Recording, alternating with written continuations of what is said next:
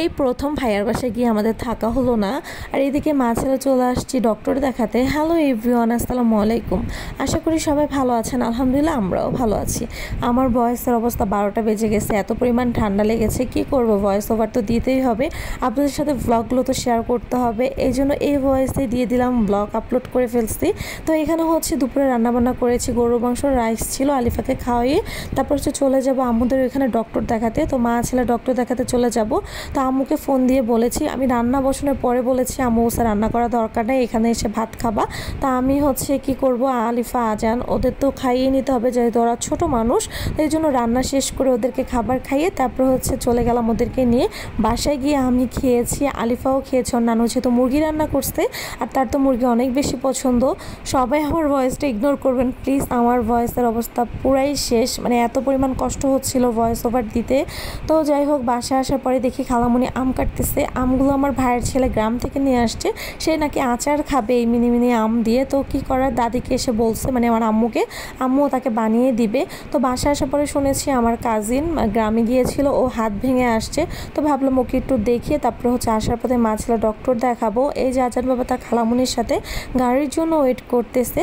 তারপর হচ্ছে আমরা ফাইনালি চলে গেলাম ছোটো মামার বাসায়। এই যে ইজানা বুড়ি, সে তার খালামণির সাথে মানে দুষ্টামি করতেছিল। আর ইজানা মাশাআল্লাহ অনেক শান্ত। আর এখানে হচ্ছে মামি আমার জন্য মিষ্টি দিয়েছে, আমাকে জানে আমি অনেক বেশি মিষ্টি পছন্দ করি। তারপরে চলে গেলাম বড় মামার বাসায়। আমার দুই মামার বাসায় হচ্ছে পাশাপাশি। এই যে আমার ভাই দেখেন হাত ভেঙে আবার হাসতেছে। তার ছোটোবেলা থেকে একটার পর একটা বিপদ চলে আসে। সবাই আমার ভাইটার জন্য দোয়া করবেন, আল্লাহ যেন তাকে তাড়াতাড়ি সুস্থ করে দেয়। তারপরে হচ্ছে এদিকে মামি সেমাই বানিয়েছে, সেমাই খেয়ে তারপরে হচ্ছে ছোটো মামার বাসায় চলে গেলাম। আমার কাজিন আবার নুডলস রান্না করেছে, নুডলসটা কিন্তু অনেক বেশি মজা হয়েছিল। ওইখান থেকে চলে আসছি হসপিটালে। হসপিটালে এসে তো লং টাইমের জন্য বসেছিলাম, যেহেতু সিরিয়াল ছিল এই জন্য।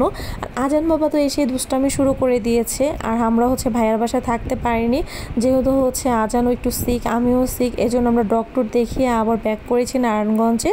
তো এই তো আজান বাবা দেখেন তার খালামণির ব্যাগ খালি করে ফেলেছে, সব জিনিস কিনেছে, মানে খেলনার কিছু কিছু জিনিস, এগুলো দিয়ে সে নাকি খেলবে। কিন্তু কি খেলার আগে সে এগুলো ভেঙেই ফেলছে। তারপরে খালামণির সাথে এখন দেখতেছিল কি কি নিয়েছে।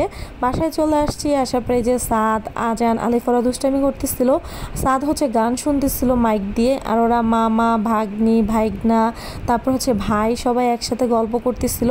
তারপর আমরা বাসায় চলে আসছি। রাতে আমি খাবার না খাইয়ে চলে আসছি। আলিফা আর ওর বাবা খেয়েছে। আসার পরে যে দেখেন বাবার বাড়ি বা ভাইয়ের বাড়ি কে কে গেলে এরকম এক ভ্যাগে যান, তারপর 2-3টা ব্যাগ নিয়ে আসেন। আমি একই কাজ করি, একটা ভ্যাগে যাই, 2-3টা ব্যাগ করে জিনিস নিয়ে আসি। এখানে ভাবি গ্রাম থেকে বেল নিয়ে আসছিল, তারপরে মিষ্টি কুমড় নিয়ে আসছিল, আর হচ্ছে পেঁয়াজ, এগুলো হচ্ছে ক্ষেতের পেঁয়াজ ছিল, তো এগুলোও নিয়ে আসছি। তারপরে হচ্ছে এখানে ওই দেখেন মা ছেলের ওষুধ দিয়ে দিছে, তো আজানেরও অনেকগুলো ওষুধ দিয়ে দিছে। তারপর আস্তে আস্তে আজান বাবা ঘুমিয়ে পড়েছে। এই ছিল আজকের মধ্যে একটা ছোট্ট ভিডিও। যদি ভালো লাগে লাইক দিয়ে পাশে থাকবেন। দেখা হবে নেক্সট কোনো ভিডিওতে। আল্লাহ হাফেজ।